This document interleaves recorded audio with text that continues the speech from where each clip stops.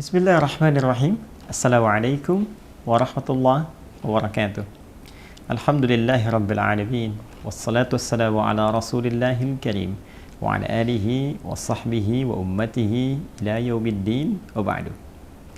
Saudara-saudariku, pernah tahukah Anda bahwa di kalangan suku Quraisy ada dua distrik utama yang selalu saja bersaing dalam kemewahan? Mereka adalah Bani Abdumanaf dan Bani Saham.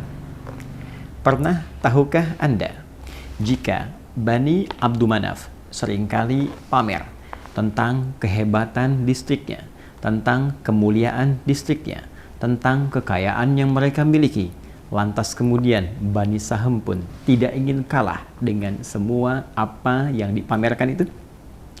Pernah tahukah Anda ketika kemewahan dunia yang mereka tampilkan serasa tidak cukup untuk dipersaingkan, lantas Bani Abdumanaf kemudian datang ke kuburan dan menghitung seluruh anggota dari distrik mereka yang telah wafat dan mengatakan, tuh, di alam kubur pun mayat kami masih lebih banyak dibandingkan suku lain.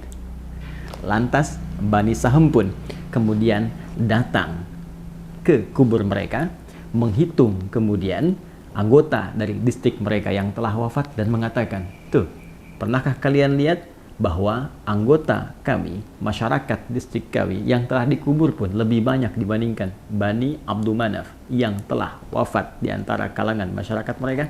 Dan pernah tahukah Anda bahwa menurut Imam Muqatil dan Imam Al-Kalbi, kejadian ini menghadirkan respon cepat Allah Subhanahu wa Ta'ala dengan menurunkan firman-Nya satu surah diberi nama dengan nama persaingan kemewahan dan memperbanyak harta benda di antara dua distrik ini.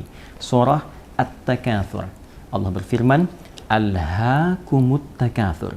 Perbuatan kalian yang sering pamer tentang kemewahan itu, tentang memperbanyak harta itu, melalaikan kalian dari esensi kehidupan dunia untuk mencari bekal pulang sebelum kalian menghadap Allah Subhanahu wa Ta'ala. Hatta zurtumul maqabir. Ini kejadian yang membuat kalian lalai, tak sadar, sampai-sampai kalian wafat dan mengunjungi kuburan kalian sendiri. Sampai-sampai kalian masuk ke liang lahat kalian.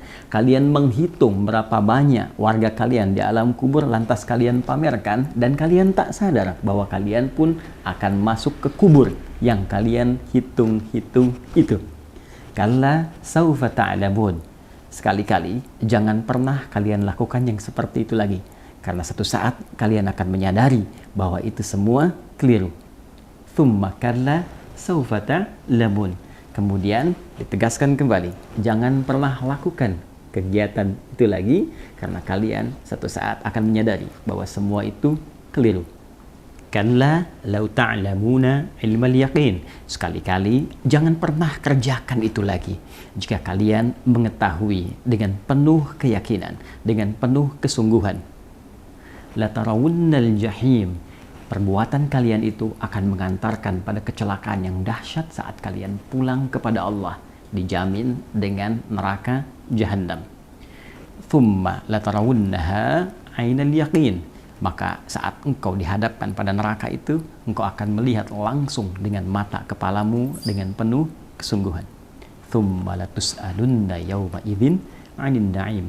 Sungguh sebelum engkau masuk ke neraka itu, yakinkan pada dirimu semua yang engkau banggakan, yang engkau pamerkan, yang engkau lomba-lombakan, yang engkau tampilkan itu, hakikatnya setiap materinya, setiap sennya, setiap bendanya akan dipertanggungjawabkan di hadapan Allah Subhanahu wa Ta'ala.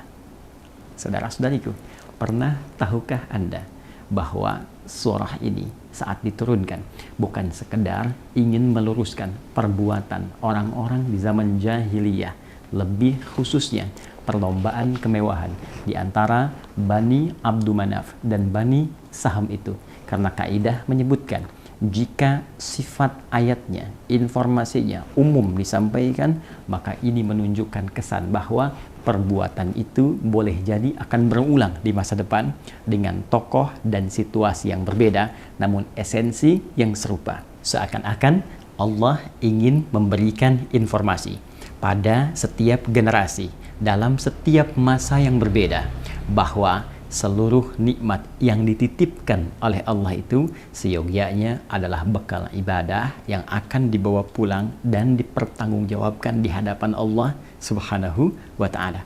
Bukan untuk dipamerkan, bukan untuk diperlombakan, bukan hanya untuk ditampilkan saja. Karena itu pernah terjadi di zaman jahiliyah dan diluruskan.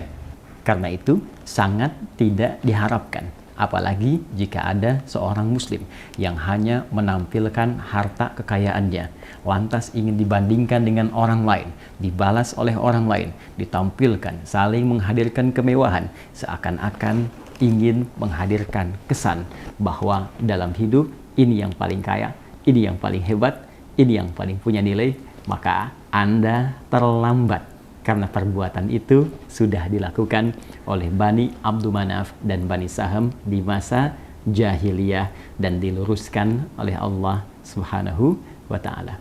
Pernah tahukah Anda, saking sayangnya Allah kepada kita, turunlah At-Takatsur untuk mengingatkan bahwa semua harta benda itu bukan ukuran kemuliaan, kehebatan di hadapan Allah, namun titipan yang akan dipertanggungjawabkan. Semua itu akan hanyut, semua itu akan hilang, ditinggalkan, ditanggalkan saat Anda masuk ke dalam kubur. Pernah tahukah Anda, hei calon yang akan wafat? Assalamualaikum warahmatullahi wabarakatuh.